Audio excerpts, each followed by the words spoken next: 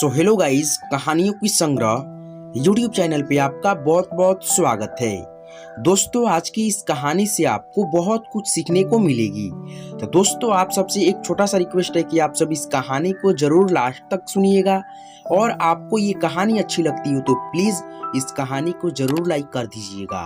तो दोस्तों, बिना किसी देरी किए हुए आज की इस कहानी को हम शुरू करते हैं। दोस्तों, एक समय की बात है, एक गांव में एक मूर्तिकार रहता था। मूर्ति कला के प्रति अत्यधिक प्रेम के कारण उसने अपना संपूर्ण जीवन मूर्ति कला को समर्पित कर दिया। परिणामतः वह इतना पारंगत हो गया कि उसकी बनाई हर मूर्ति जीवंत प्रतीत होती थी। उसकी बनाई मूर्तियों को देखने वाला उसकी कला की भरी भरी प्रशंसा करता था।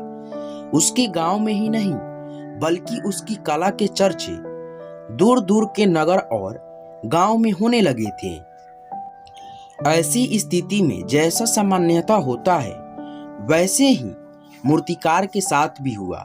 उसके भीतर अहंकार की भावना जागृत हो गई। वह स्वयं को सर्वश्रेष्ठ मूर्तिकार मानने लगा। उम्र बढ़ने के साथ साथ जब उसका अंत समय निकट आने लगा तो वह मृत्यु से बचने की युक्ति सोचने लगा।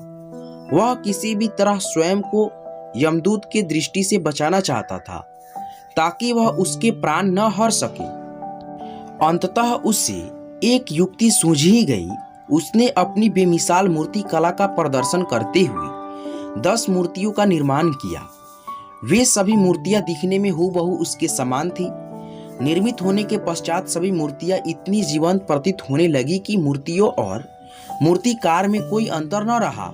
मूर्तिकार उन मूर्तियों के माध्य जाकर बैठ गया। युक्ति अनुसार यमदूत का उसे इन मूर्तियों के माध्य पहचान पाना असंभव था।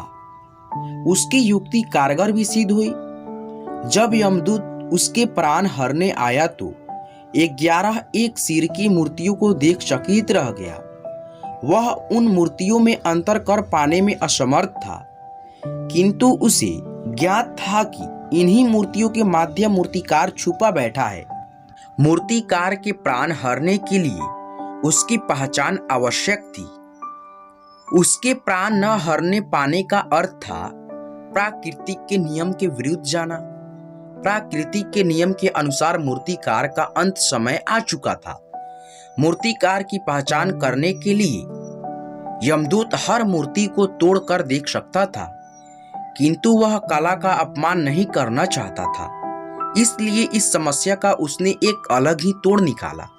उसे मूर्तिकार के अहंकार का बोध था, अतः उसके अहंकार पर चोट करते हुए वह बोला, वास्तव में सब मूर्तियां कलात्मकता और सौंदर्य का अद्भुत संगम है, किंतु मूर्तिकार एक त्रुटि कर बैठे हैं। यदि वो मेरे सम्मुख होते तो मैं उसे उस त्रुटि से अवगत करा पाता। अपनी मूर्ति में त्रुटि की बात सुन अहंकारी मूर्तिकार का अहंकार जग गया। उससे रहा नहीं गया और झट से अपने स्थान से उठ बैठा और यमदूत से बोला, त्रुटि क्या? असंभव। मेरी बनाई मूर्ति सर्वदा त्रुटिहीन होती है। यमदूत की युक्ति काम कर चुकी थी। उसने मूर्तिकार को पकड़ लिया और बोला, बेजबान मूर्तियां बोला नहीं करती और तुम बोल पड़े। यही तुम्हारी त्रुटि है कि अपने अहंकार पर तुम्हारा कोई बस नहीं है। यमदूत मूर्तिकार के प्राण को निकालकर यमलोक वापस चला गया।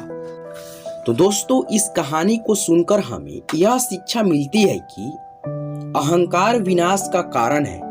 इसीलिए अहंकार को कभी भी खुद पर हावी नहीं होने देने चाहिए। तो दोस्तों, आप सबको ये कहानी अच्छी लगी हो तो प्लीज हमारी इस कहानी को जरूर लाइक कर दीजिएगा और ऐसी कहानियों को सुनना है तो प्लीज हमारे चैनल को सब्सक्राइब करके बेल आइकन को ऑल पे सेट कर दीजिएगा, ताकि आने वाले सभी वीडियो को नोटिफिकेशन सबसे पहले आप तक पहुंचती रहेगी। और दोस्तों, यहाँ तक वीडियो देखने के लिए दिल के गहराइयों से बहुत बहुत शुक्रिया।